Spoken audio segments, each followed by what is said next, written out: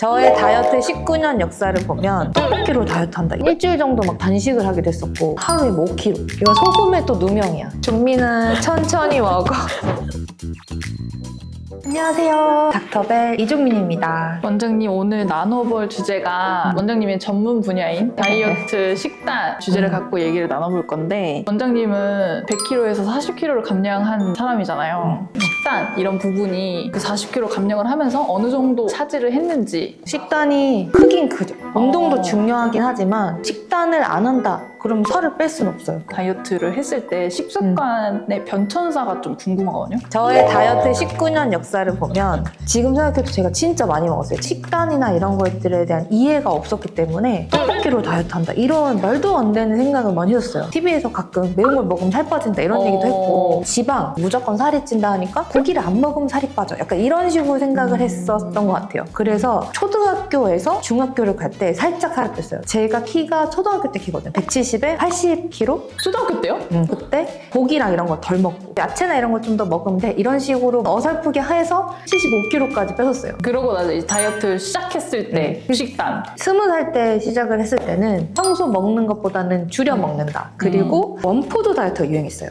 토마토만 먹기도 했고 포도만 먹기도 했고. 효과가 어땠어요? 그래서 쉽게 잘 빠지진 않았던 것 같아요. 그래서 튀김이나 이런 것들, 누가 봐도 살쪄 보이는 거, 그런 것만 좀 제한을 하고 본격적으로 살을 막 빼기 시작했을 때는 일주일 정도 막 단식을 하기도 했었고 엄청 줄여서 막 밥을 먹기도 했었고. 근데 요요가 되게 잘 왔어요. 55kg? 거의 근육 없이 쭉 뺐었는데 친구들하고 밥을 먹거나 하면은 대식가가 어디 가는 건 아니니까 하루에 뭐 5kg 이런 식으로 올라갈 정도로 왔다 갔다 하는 게 너무 심한 거예요. 컨디션도 안 좋고. 그래서 운동을 하면서 이제 식단에 대해 공부를 하기 시작했죠. 그 뒤로 했던 것들이 덴마크 다이어트, 디톡스 다이어트, ABC 다이어트, 한약 다이어트, 식욕 억제제. 저는 근데 식욕 억제제 먹었다 그래서 엄청 살 빠지거나 그런 거 없었어요. 사실은 그런 거는 서브 보조가 되는 거지 이거 자체가 나를 못 먹게 해서 살 빠진다? 이거는 저는 잘 안 들었던 것 같아요. 그러고 나서 제가 대학을 입학을 해서 다시 80kg까지 찐 적이 있었어요. 그때 했던 것들이 디톡스 다이어트들 2박 3일 동안 깔라맛씨만 레몬 물만. 효과가 어땠어요? 저는 그렇게 효과가 좋은지 잘 모르겠어요. 왜냐면은 컨디션도 안 떨어지고 결국은 식단이라는 거를 하게 됐죠. 닭가슴살 같은 거 냉동으로 사놓고 고구마 찐 것도 이렇게 팩으로 팔았었어요. 그런 거 다 냉동으로 다 얼려놓고 배가 너무 고프다 하면은 그 닭가슴살만 이렇게 한 팩씩 먹고 그렇게 해서 절식을 하다 보니까 영양도 깨지고 해서 양치하면은 막 이에 피나고 홈트를 했어도 먹는 것들이 초절식으로 세팅이 되어 있으면 내가 몇 번만 잘 먹어도 다시 찌는 거예요. 왜냐면 우리의 기초 대사량이 이미 낮아져 있기 때문에 기본적으로 태울 수 있는 몸이 아니어서. 그래서 계속 쪄고 빠지고 해서 결국은 근력 운동을 하면서 밸런스를 맞추기 시작했어요. 그리고 샐러드 같은 것들을 같이 먹기 시작을 했는데 방울토마토나 토마토 오이 아니면 잎채소들을 조금 볶아서 샐러드로 먹을 때는 위에 올리브유 뿌리고 볶아 먹을 때는 아보카도 같은 것들. 왜냐면은 올리브유는 발화점이 낮아서 좀 변성이 돼요. 그런 공부를 하기 시작한 거죠. 그런 지방을 넣고 플러스 이제 그 단백질이나 탄수화물을 같이 먹기 시작한 거죠. 헬스를 막 하면서 잘 먹고 근육량을 늘면서 체지방만 쭉 빼요. 그러니까 몸무게는 똑같을 수 있어. 지금도 항상 말씀드리는 게 몸무게 중요하지 않다. 그때 그런 순서로 배웠던 것 같아요. 근데 저도 새로 유행하거나 나오는 다이어트를 좀 해보는 타입이에요. 4, 5년 전에 저탄고지 다이어트가 유행했어요. 저도 해봤어요. 근데 저랑은 좀 잘 안 맞았어요. 저는 저탄고지가 고탄고지로 잘 됐어요. 저의 습관상. 예를 들어서 친구랑 카페에 갔다. 케이크 있다거나 그냥 일반 정도 시기를 했을 때에는 탄수화물을 좀 집어 먹어도 좀 움직여서 태우면 됐었는데 이 키토제닉은 원리상 케토시스라는 걸 이미 만들었는데 그거가 한 일주일 정도 걸려요. 그 상태를 이거 하나 집어 먹으면서 깨버리니까 계속 원점으로 되면서 고탄고지 되니까 오히려 더 쪘어요. 그래서 저는 철저하게 식단을 하지 못하는 분이라면 저는 추천하지 않고 저는 잘 맞지 않습니다. 하지만 내가 시기를 철저히 할 수 있는 사람이다 하면은 해보셔도 됩니다. 또 해봤던 유행했던 게 간헐적 단식. 저도 그거 진짜 많이 해요. 그쵸. 가장 편한 것 같아요. 간헐적 단식이 근데 간헐적 폭식하면서 나 간헐적 단식한다면 넌 안 빠져. 솔직히 다 그러지 않아요? 저도 그러는데 거의. 개인적으로 저는 간헐적 단식을 추천하는 편이고 저도 하는 방식이긴 해요. 간헐적 단식은 일정 일정량의 공복을 유지하는 게 간헐적 단식이에요. 피디님 몇 시간씩 하세요? 그래도 기본적으로 12시간을 지키는 것 같아요. 살이 안 빠져요, 잘? 솔직히 안 빠져요. 그죠? 그거는 12시간이기 때문에 그래요. 간헐적 단식을 환자분들한테 추천할 때 처음에 적응 시간이 필요해서 12시간, 12시간 해보세요 해요. 근데 많은 연구들을 통해서 보면 14시간 이상을 해야 간헐적 단식에 효과가 있다. 그래서 익숙해지면은 14시간, 16시간, 18시간 이런 식으로 공복 시간을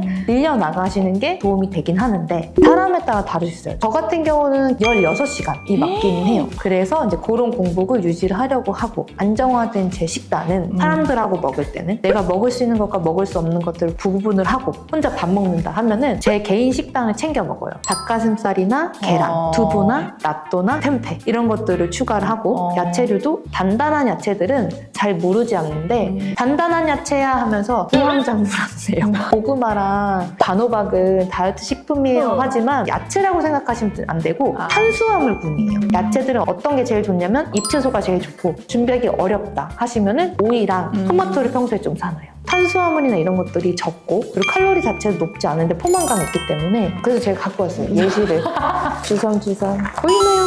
여기에 올리브유를 살짝 한 포켓 뿌리고 소금을 살짝 그러면은 약간 단맛 나는 느낌이 있어요. 소금은 살이 안 쪄요. 이건 소금의 또 누명이야. 다이어트 한다고 염분 섭취를 진짜 안 하시는 분들이 있는데 그럼 살이 더 안 빠져요. 그다음에 냉동식품으로 닭가슴살도 저는 잘 먹고 좋아해서 그냥 하나 데펴서 이렇게 그냥 같이 먹거나 여기에다가 식빵 큰 거에 반 정도 이렇게 하면서 간헐적 단식한다 하면은 살이 안 빠지고는 못 빼겠는데 운동을 안 하면 근육이 줄어요. 그렇기 때문에 쉽게 살이 쪄요. 그러면 이제 여태 했던 건 식단 중에서 나한테 진짜 최악이었던 게 있었나요? 안 맞았기보다는 왜 그랬을까 하는 것들이 칼로리만 따진 다이어트 이게 가장 최악이었던 거예요. 진짜 의외인데요, 그거는? 제가 열심히 공부하던 대학교 시절에 살이 또 찌는 게 무섭고 하나 보니까 칼로리에 대해서는 강박이 생기는 것 같이 막 계속 확인을 하게 됐어요. 사탕이나 과자나 이런 것들이 생각보다 칼로리는 높지 않아요. 칼로리로 이거 하나 먹는다고 이게 큰 문제 될 것 같지 않은 거예요. 뇌는 당분만 쓰인다. 그렇기 때문에 공부할 때 그런 걸 딱 먹어야 막 집중도 잘 되는 것 같고 정신 차리고 하면 1시간에 여기 이게 한 봉지 까져 있어. 뭔지 알죠? 죄책감도 있고 그다음에 입이 텁텁하면서 밥맛이 없다 하면서 밥을 또 안 먹어. 토탈 칼로리를 보면 엄청 많이 먹은 건 아니거든요. 그런데도 살이 막 쪘단 말이에요. 지금 생각해보면은 지속적으로 계속 혈당 스파이크를 받는 거예요. 그리고 또 공부하니까 가만히 앉아만 있잖아요. 1번 칼로리만 계산한 다이어트, 2번 단당류만 있는 것들을 먹은 다이어트, 3번 조금씩 여러 번 먹는 다이어트. 이 세 가지 나쁜 걸 다 한 거죠. 전혀 도움이 안 되고 살만 찌울 거라고 생각했는데 생각보다 괜찮았던 음식. 그게 바로 이거예요. 오일류. 지방은 우리 몸에서 호르몬으로도 쓰여요. 그리고 탄수화물이 없다면 좋은 연료예요. 그렇기 때문에 건강한 지방을 잘 먹어주는 게 좋고 우리 피부, 세포막도 사실 인지질이라고 하는 지방이거든요. 그렇기 때문에 적당한 지방은 정말 피부 탄력이나 여러 가지에도 다 도움이 돼요. 그래서 좋은 적당한 지방이 올리브유는 샐러드 드레싱이나 통곡물 빵이나 이런 것도 찍어 먹으면 포만감도 도와주고 하는 좋은 식품이고 하지만 올리브유는 발열점이 낮아서 가열했으면 안 좋은 물질로 변할 수 있어요. 아보카도유 같은 경우는 뜨거운 가열을 했을 때 변하지 않아요. 발열점이 높기 때문에. 열을 가해서 먹는 것들은 아보카도유, 뿌려 드시는 거는 올리브유. 근데 아까 소금의 누명 약간 이런 말씀 하셨잖아요. 설탕은 살이 찌지만 소금은 칼로리가 없기 때문에 살이 안 쪄요. 오히려 지방을 태울 때 소금이나 이런 것들이 쓰이기도 해요. 미네랄이기 때문에. 그렇죠. 그래서 꼭 필요한 건데 추천하는 소금의 양은 하루에 1,500mg. 이게 어느 정도냐? 짜지 않게 밥 없이 먹을 수 있는 정도. 그러면 이제 다이어트 식단을 경험을 하시면서 이게 스트레스였다 이런 건 또 없었나요?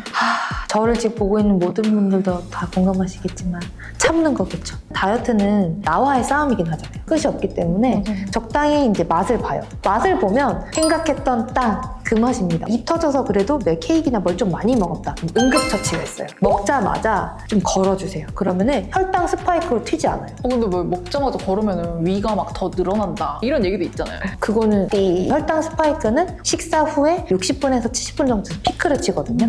근데 한 연구에서 보면은 먹자마자 같이 걸어줬더니 피크를 치던 혈당이 내려가서 피크를 치지 않더라고. 그러면 마지막으로 꿀팁 주실 만한 건 더 없을까요? 진짜 당부하고 싶은 말씀이 있어요. 이거는 여러분들한테 하는 게 아니고 이거 어디 갔어?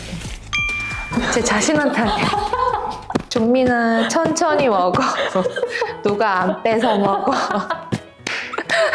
원래도 밥을 빨리 먹는 버릇이 있긴 한데 아무래도 직업인지라 신경 안 쓰면 5분 컷이에요. 식사를 천천히 해야 되는데 그 이유가 뭘 먹었을 때 음식이 들어와서 20분 정도는 돼야 포만감이 들기 시작을 해요. 식사를 할 때 오롯이 나를 위해서 쓴다 생각하시면서 젓가락으로 저는 좀 많이 먹는 편이고 그래야 국물을 안 떠 드시면서 고염분 섭취도 좀 줄일 수도 있고 우선 천천히 드시는 거를 좀 추천해요. 그건 저한테 한 얘기입니다.